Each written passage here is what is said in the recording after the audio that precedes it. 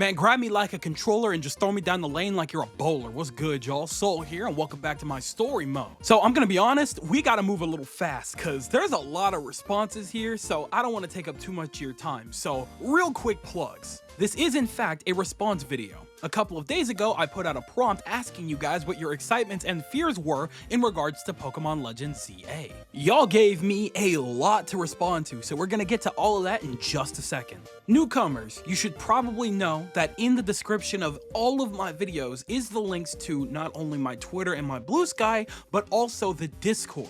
Joining up in the Discord and responding to the prompts there is the best way to get your responses prioritized in videos like this one. But of course, if you're not a Discord user or anything like that, hey, you know what? That's totally fine. Just make sure that you follow on Twitter and Blue.Sky to keep up with everything that I'm up to so that you know how to get ahead on videos like this, or you want to keep up to date with the channel and any projects that may be going on for it. I see a giveaway in the pretty near future, so I don't know, maybe you want to go ahead and follow along so you don't miss out. Again, links to everything in the description below. Okay, that's all out of the way. You guys already know the drill by now. Why don't you go ahead, sit down with a nice cool glass of water, maybe some wine, something to chase down that roasted duck sauteed in orange juice, while we talk about all of our excitements and fears in regards to Pokemon Legends CA. To kick things off, we have Cherry Blue, who says, I'm really looking forward to what the story has to offer. There's just so much that could happen with redeveloping a city and having a part in that. Like, that's such a neat concept for a Pokemon game other than having a 10-year-old save the world again.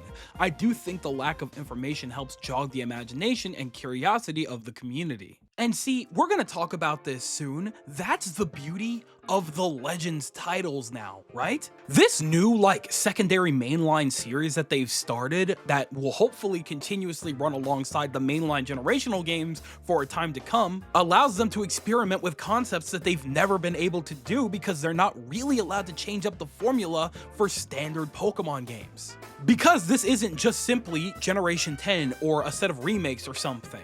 They get to do whatever they want. Apparently, the time period could be whenever and wherever they want it to be. Because this series doesn't have any particular need to focus on competitive battle, they could change up the battle style. And the story and plot doesn't just have to be kid saves the world. It could be whatever they need it to be. It could be darker and grittier. It could be really fun and simple.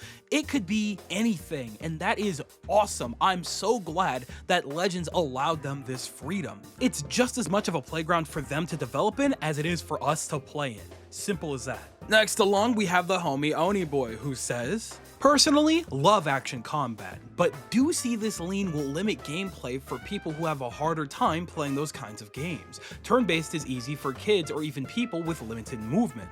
Okay, I could definitely see the dilemma there. It won't be easy for everybody to shift to this style, and there is a lot of people out there that may have a situation in which playing a game like this, of this caliber, will be harder for them. But I mean, I don't know, maybe hopefully they could have some kind of setting in which they could just have it be turn-based, because why the hell not? I can't see why that would be an issue to implement, but I don't know. I feel like that's why this is kind of an experimental series in which they could just do whatever and try and just see what works with a lot of people, because while there is a lot of people that may not enjoy this style or it may not work for them, there is a lot of people that it may introduce to the series because they like this style of gameplay a little more, you know what I'm saying? But because every single other game in the franchise is turn-based, I think it's fair to at least attempt this one time to just see what works with the masses, Like, this probably, again, won't shift over to Generation 10. Generation 10 is going to be turn-based. It's going to go back to turn-based, no matter what. But they just wanted to try it just because Legends can be whatever it wants to be. So I feel like if there was any time for them to try this, it would be now. I very highly doubt this will affect Generation 10 or any remakes going forward. This is just purely for experimental purposes. And I think that's okay to do sometimes. So I'm looking forward to it. Hopefully a lot of people are looking forward to it. Hopefully for people that may have trouble with a situation like this, maybe they will have some accessibility features that may change it back to regular schmegular turn-based so that everybody has a chance to play this. But I don't know. We'll have to see what happens with that. After that, we have Caleb #Bella's victim, who says, I am really looking forward to the story and new battle mechanics and what Zygarde's role is in the story. Is he the villain or the hero?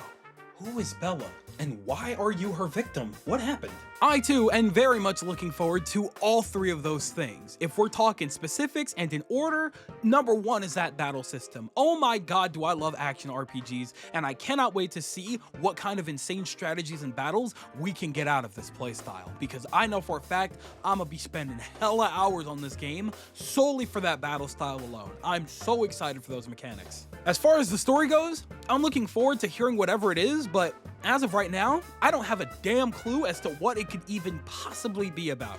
We already know that Quasartico Inc. or whatever is going to be the villains. Like, there's no doubt about that. What they're doing? I have zero clue, especially because their plan seems pretty wholesome to get people in Pokemon to connect more and building like areas for them in the city and stuff. So I really don't know what the story could be, but I'm looking forward to it, whatever it is. And I feel like Zygarde is probably gonna be a hero, or at least he's probably gonna be on our side.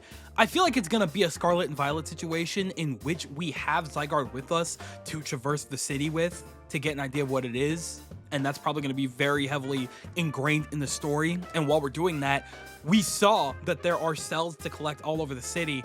So we're going to be collecting Zygarde cells to give to Zygarde. So Zygarde's probably going to be with us a majority of the time. But I don't know. I could be wrong on that. That's kind of just an assumption, but that's my guess. But either way, I'm looking forward to utilizing Zygarde one way or another. After that, we have Paco Swine, who says, I'm really excited for the new battle mechanics. I am admittedly a little concerned at the same time with the balance of certain moves like Stealth Rocks. Seems actually insane in terms of zoning.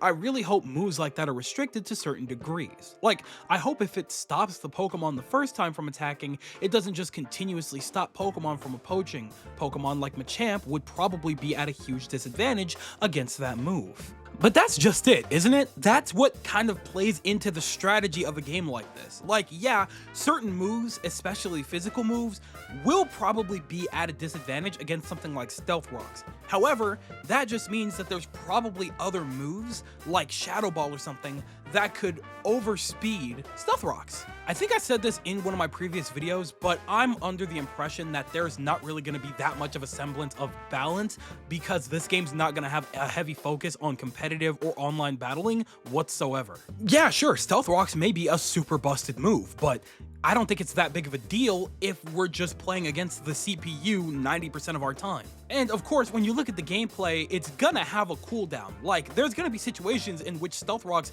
doesn't kill Machamp. Like, yeah, it's gonna hurt, it's gonna be annoying to deal with, but I can still use my Machamp to get a crazy move off and possibly even kill the opponent before they utilize another Stealth Rocks. This game is going to be all about timing, whether it is about timing your moves or about watching your cooldowns very carefully. I'm just saying, yo, if you want a prime example of how this may work, play Xenoblade. It is a little more complicated, actually a lot more complex if we're being completely honest, but it will give you an idea of what we might be looking into, but like more simplified. But otherwise, yeah, no, there's probably no denying that some Pokemon will be in blatant disadvantages against certain others, especially with moves like Stealth Rocks that moves like that, which is crazy, but I'm still looking forward to it. After that, we have Ryan Bomber, who says, since the trainer's a bit older and they are locking the protagonist into a rival of the opposite gender, y'all think we might at least get some classic Disney Channel teen drama romance going on? Paris is the city of love after all. Also wondering how these promotion matches are gonna work since they are official Pokemon battles in a league, and it seems kinda weird to be moving around in that setting in an arena. I can tell you right now, boss, this is not Persona. We will not be seeing any romance of any kind in a Pokemon game. At least not with the main character and any other character.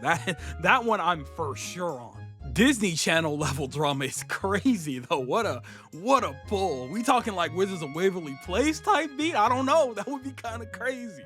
And as far as promotion matches go, like I said, this is not like part of the primary like league challenge. This is like an internal Lumio City challenge thing that may be represented by the league, but it's doing its own thing. I don't think it has anything to do with like the actual Pokemon League challenge. And like I said in one of my previous videos, we are for sure going to be battling like random trainers to get points, and then that's how we get to our promotion matches. And there's going to be a good couple of those until we get to the highest point possible in Lumio City, and then we'll just be known as the strongest of Lumios. I really don't know how that's gonna work, but I think it's gonna be really interesting, so I'm super looking forward to it. After that, we have Ink Yuan, who says, what I'm excited for are the real-time battles and how they handle moves like Rollout and Water Shuriken. I mean, we already saw Rollout in action, so we have a general idea of how something like that is gonna work, but I am looking forward to a lot of like special type moves like Water Shuriken and Shadow Ball and things like that, Swift even, to see what kind of priority they have and if that's gonna make like a massive difference in battle.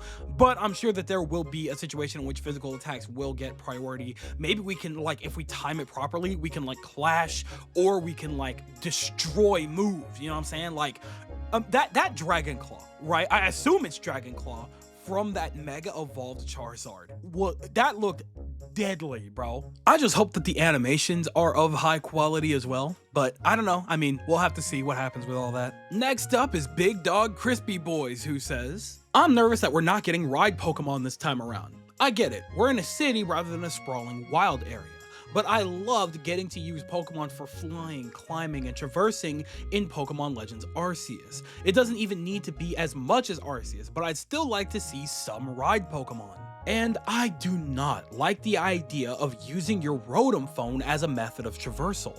Maybe it's unpopular, but that little jump we did with the Rotom phone may have been one of the goofiest things I've seen in a Pokemon game. If we're really using our phone as a jump, I think that's pretty lame. Somebody either in the Discord or in the comment section, I can't remember who for the life of me, if you remember who you are, please go ahead and say so, came up with the idea and possibility that Zygarde was probably going to end up being our ride Pokemon, and I could very much see that. It has that dog form that we could ride on. I'm sure it's going to have like another form that we could use to climb and stuff. I mean, it could be wrong. It did only show off the forms that we know so far, so maybe I could be completely wrong on that, but I would love a situation in which we do have Zygarde as our official ride Pokemon, and even if it isn't Zygarde, there probably should be other ride Pokemon. Go-Goat was literally a thing in 6th gen. That's crazy that we haven't seen high nor hair of Go-Goat yet, but surely it's in here somewhere. And then as far as the Rotom phone thing, I do not agree with your sentiment. You know, that's a very valid opinion, don't get me wrong, but I don't think it necessarily looks awesome or badass or anything like that, but I think it's neat. I think that it's fun. It's gonna be strange to traverse that way, but I don't know, maybe once we have it in our hands and we actually see how that situation works, I feel like we'll enjoy it a lot better. Going from building to building, rooftop to rooftop is something I've always loved in city-based games, and so I want to see how we can make this work with the Rotom phone or with our ride Pokemon one way or another. I'm sure that's not the only way to do it, but I feel like because it's probably going to be early in the game, that's the primary way that we're going to be doing it for a majority of the time, but that's just my guess. Next along is the homie Vanderin, who says, a unique problem the Legends series has over the main line is that at the beginning they're introducing quite a number of new fundamental mechanics while simultaneously trying to introduce the story, characters, and setting. In Pokemon Legends Arceus, this was a slog to get through on subsequent playthroughs, and I'm a bit nervous that Pokemon Legends CA will play similarly. You know what? This is actually a very valid concern that I did not really take into account until my third playthrough of Pokemon Legends Arceus. But again, I feel like that's a very situational thing, right? I've said this time and time again, and you'll hear me say it time and time again, but Pokemon Legends Arceus was a complete fluke. In the midst of turning what was originally supposed to be the Gen 4 remakes into something completely entirely brand new, they got worried that they needed to like make sure that people knew what they were doing, and you already know how Pokemon works. Pokemon has always been about holding our hands through a good portion of the journey before finally letting us go.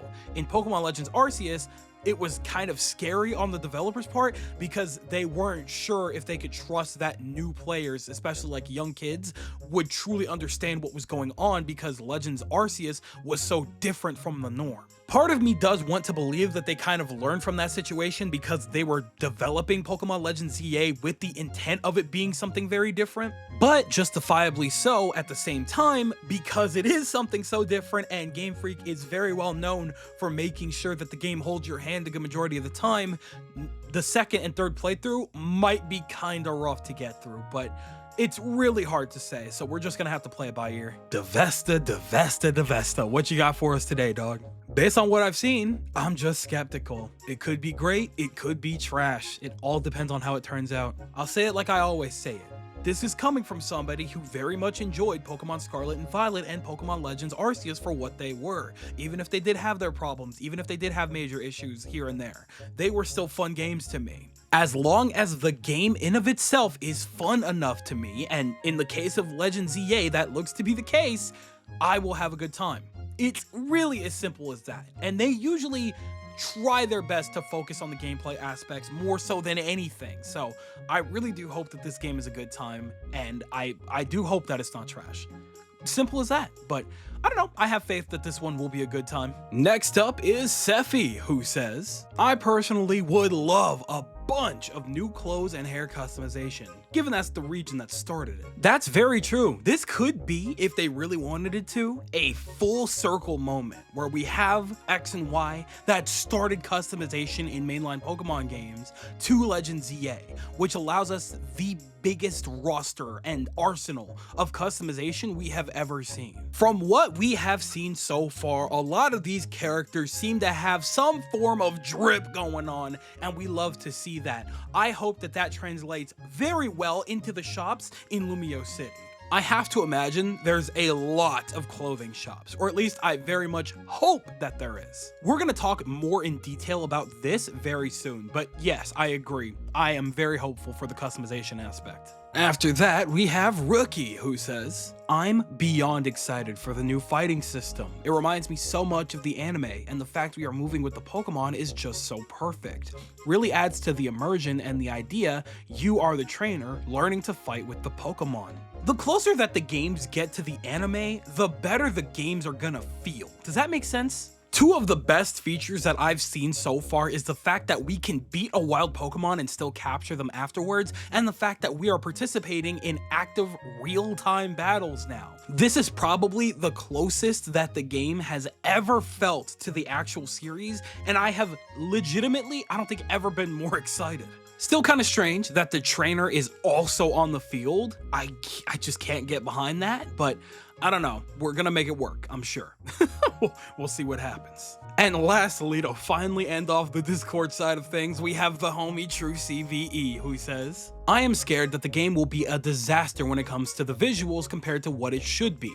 Trailer not helping with that view. And I'm excited to see Pokemon Champions. Fine, I like real-time battling, but that's all for ZA. Game isn't doing much for me right now. I think that it's fair to be concerned considering the fact that, again, with all of the games that we have had on Nintendo Switch, we have seen things look a million times better than anything Pokemon has put on there. We are literally getting Xenoblade Chronicles X, which is a big open world RPG that looks absolutely incredible for an almost, 10-year-old game or even longer, something like that.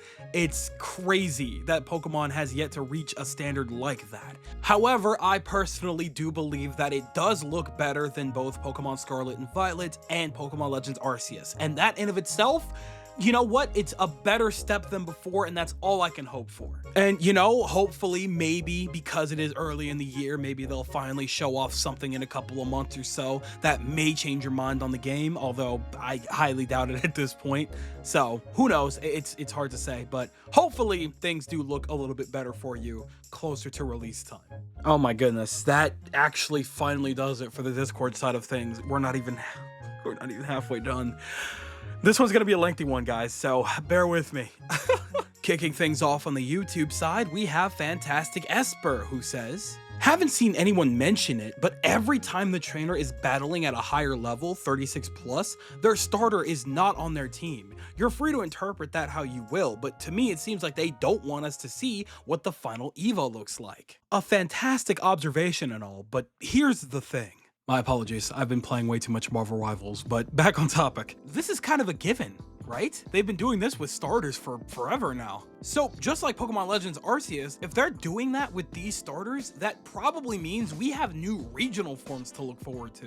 Which is gonna be crazy because I have no doubt in my mind that not only are we probably getting regional forms, we're probably getting Mega Evolutions for those forms. Whatever the case may be, they're hiding it because we're getting something new that they don't want us to see just yet, and I'm totally for that. And you know what? Depending on these new forms, people might start changing their tunes about these starters, because these are definitely some of the most disrespected starters of their times. After that is Dusty Fedora, who says, excited for real-time battles, worried about how real-time battles will actually feel. I feel like it's still gonna be relatively simple. It's just gonna be a matter of how we time our attacks and stuff like that. That's gonna take a little bit of getting used to.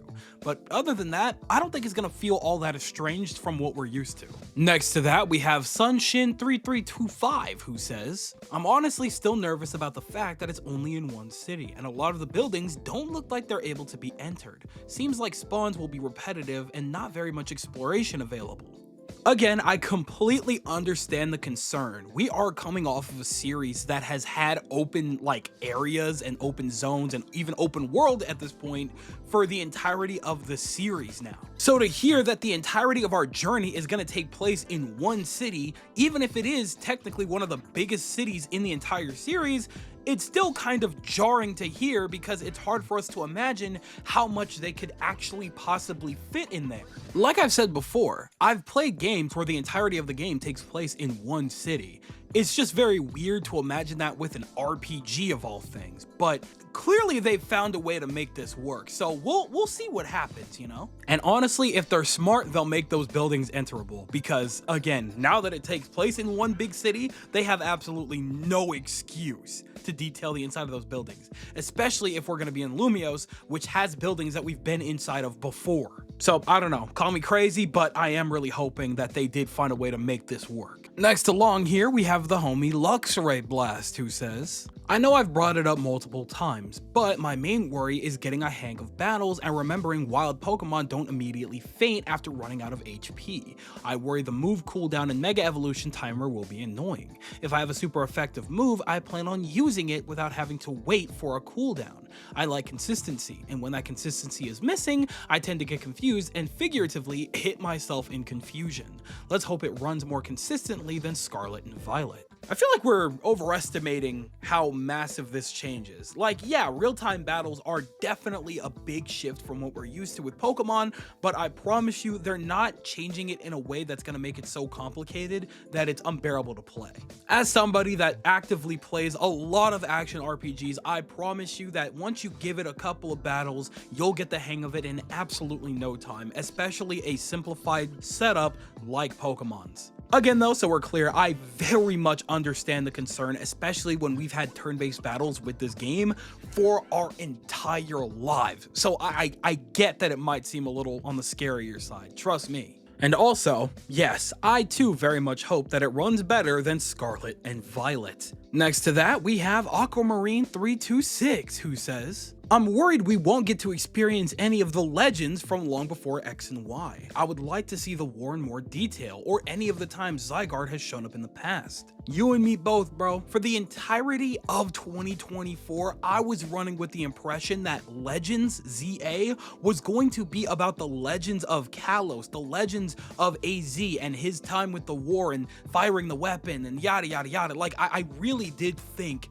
that that's what the story was going to be about. So seeing a modern title threw me off really bad. I mean, it's not like it's impossible that we can't get that information still and that we can learn more about AZ, learn more about the war, learn more about the history of Kalos and Zygarde and things like that, but it seems kind of unlikely given how Pokemon works when it comes to their narratives, and the fact that, again, this is a modern title that may focused on a new antagonist with Quizartico Inc. and things like that.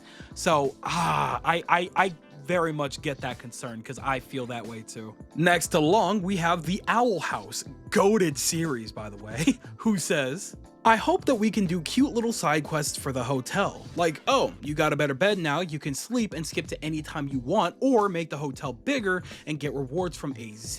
I think that would just be cute and most likely won't happen in favor of something else, but I would love it if they did. Considering the fact that we're probably going to be helping with the urban reconstruction plan for Lumios, I wouldn't put it past them to have a situation in which we do side quests for AZ to build the hotel up and make our experience there a lot better. And you know, we are staying there for free, so the least we could do is help bro out and, you know, making his hotel a little bit more popular so that he can make some actual you know, livable funds off of that. I don't know what the reward situation is going to look like, but I honestly do feel like this could be a main like set of quests that we're going to be doing throughout our time here. So I'm sure we'll do something with the hotel, and I'm sure AZ will have some form of like bigger presence in the story.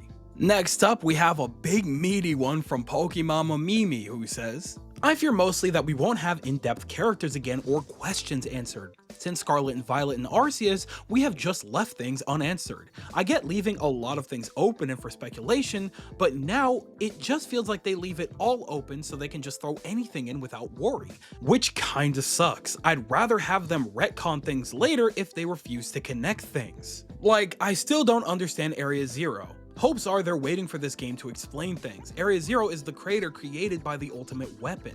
The crystals in Terra are actually what's in Galar, etc. We had the Fallers in Oras Mega Timeline. What happened to them? The Looker's office was in the trailer. The Fallers are connected to the wormholes in Alola. What really is Zygarde's story? It was just in the cave in X and Y. They've been teasing this game long before last year. Pokemon Go players have been hunting down Zygarde cells for a couple of years almost, but with no real reason yet. I just want questions answered. Well, that, and I worry about another limited customization system. Sword and Shield is the game I go back to because of feeling creative, etc. X and Y had more clothing options than Scarlet and Violet as a little 3DS game. I need my Slurpuff dress back. I need my Crown Tundra crown and golden gear. One thing is for certain when it comes to Pokemon.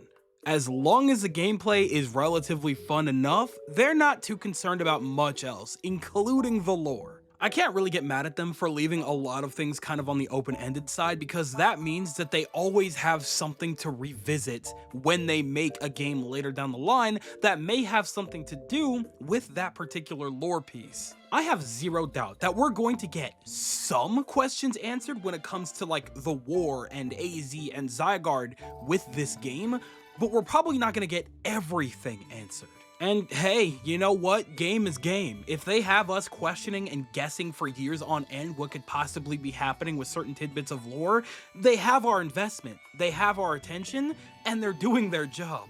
I doubt that we're gonna get everything, but hopefully we get something pretty good in terms of story and lore. Also, didn't know that a Slurpuff dress was a thing. That's news to me. That's really funny. I hope that they bring that back. I have mostly no doubt though that the customization is going to be a lot better this time around because we're not strictly limited to a school uniform. So we'll be able to dress however we want. If we're gonna get all of our previous like DLC and other region outfits back, I wouldn't really hold my breath on that, but never say never. It's not impossible. After that, we have Brian McNaughton, who says, I'm excited to see the new battle system above all else. Second would be if they bring back the quality of life features regarding learning moves and evolution from the last Legends game. The way that they had that menu set up in Legends Arceus makes me feral because why did we not ever have stuff like this before? There is a lot of mechanics that I want to return from Pokemon Legends Arceus to go into ZA. However, I think some of the most prominent ones are definitely relearning moves on the fly and being able to evolve our Pokemon whenever we want. Not even mentioning the grit system that allowed us to power up any Pokemon of choice, but something tells me that's not coming back, but gosh, man, we'll have to see about all that. Next to that, we have Eric Lee Troche, who says, very little to actually be excited about. It looks like Scarlet and Violet, which are ugly AF. The premise isn't very interesting, character models look bad, the wild areas don't look very interesting. Literally the only thing with some promise is the battling. Game Freak has yet to show consistency, and as I've been saying, that extra year to prepare for the game won't do anything to the quality of the game. Dang, man. Alright, let's talk about it. It does share a similar art style to Pokemon Scarlet and Violet, but I think that they have improved at least a little bit on some aspects. To me personally, it looks like the character models have been touched up a bit, and of course when it comes to the environments and stuff, again, not perfect by any means, but it does seem like some aspects have been looked at and touched up upon at least a little bit. There's a little more detail in the fact that we are in this big city and you could see actual, books on shelves and things like that, actual cracks in the ground, and again, it doesn't look perfect or anything like that, but to say it looks completely ugly, I don't know. I feel like that's doing this injustice. As far as the premise goes, we barely know what the premise is. Like, yeah, we're coming from wherever we're coming from, and we're a guest in AZ's hotel, and Quizartico Inc. wants to rebuild the city in a way that makes it so people in Pokemon can get along a little bit better. That's cool, that's very simple, but there's obviously a little bit more to the story because we don't even know what aspect Zygarde plays in this situation. So we really have to play it by ear because we don't really know all that much just yet. In reality, it's kind of hard to debate whether or not that extra year did anything when we're not actually playing the game for ourselves. And I'm just saying, any of the gameplay that we did see, I highly doubt that any of that was Switch 2 gameplay, which is a brand new console that we're getting this year, by the way, so who's to say it doesn't look and run better on the Switch 2? We don't know yet, but we'll have to see. After that, we have Enhanced Seal, who says, Game Freak! Give me correctly spelled Feraligatr, on 4 legs Emboar, and usable Meganium, and my life is yours. I think it's too late for them to respell the name of Feraligatr, who's been around for damn near almost 3 decades now, but if they just go ahead and do it, or maybe even change the name of the final Evo, hey, maybe that'll work for you. I don't know. I also didn't consider the very real possibility that they might put Emboar on all 4s. I don't know how I feel about that yet. It kind of depends on its typing and its moveset, but I like Emboar as it is. I like that it stands up on 2 legs, but I don't know. We'll play that one by ear. And yeah, bro, they gotta do something for poor Meganium to make it so that people actually want to use Meganium, because people don't seem to like Meganium for whatever reason. I can't get behind that, but Meganium's a fine Pokemon. Stop disrespecting it. After that, we have Shadow of Lugia, who says, I'm curious as to whether wild Pokemon will be driven to attack us even outside of battle. I didn't see such a thing happen in the trailer, and it isn't even mentioned in the website at all. It would make some sense for the story if wild mons don't attack us, but that was one of the things I loved about Pokemon Legends Arceus, so I'll be very disappointed if they take that away. Yeah, unfortunately, I don't really see that coming back in this particular situation. People in Pokemon, as of the modern era, have developed a much healthier situation, so wild Pokemon actively going out of their way to attack people, yeah, that could still very much be a thing, but I feel like they would be a lot more docile in, the city, you know what I mean? Don't get me wrong, I too was very much in love with the mechanic in Pokemon Legends Arceus because it made the Pokemon feel so much more alive and realistic. They were like wild animals. Wild animals will attack you if you're in their space. However, these are human-developed spaces for these Pokemon. It's almost like living in a, active zoo, in a way. It's kind of weird to explain. I don't know. We'll have to see. Time will tell. And it's not like that Pyroar wasn't doing some serious damage when it wanted to when we were in battle with it. So we'll have to play things by ear because we don't entirely know 100% for sure yet what's going to happen with wild Pokemon and if we even have alphas or anything along those lines. So we'll have to see what happens in that regard. After that, we have a stupid 74 who says, some people have said that being entirely in a city makes the game feel smaller, but I actually think the opposite might be true. Being in a city allows for a lot of potential indoor maze-like locations. I'm thinking similar to Silphco, the Goldenrod Underground, and the sewers under Castalia City. Yes, bro, yes, this is the line of thinking that I love to hear. Absolutely 100%.